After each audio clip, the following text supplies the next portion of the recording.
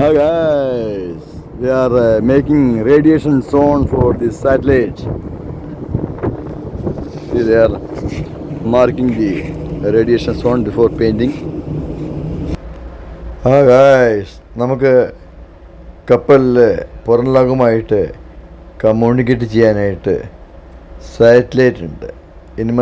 സാറ്റലൈറ്റാണ്. അപ്പോൾ അതിനകത്ത് റേഡിയേഷൻ ഉണ്ടാവും. അപ്പോൾ അവർ നമ്മുടെ സെക്കൻഡ് ഓഫീസറും കേഡറ്റും ഉണ്ട്, പെൺകുട്ടികളാണ്. അപ്പോൾ അവരിവിടെ റേഡിയേഷൻ സോൺ വരയ്ക്കാനുള്ള തയ്യാറെടുപ്പ് വേണം.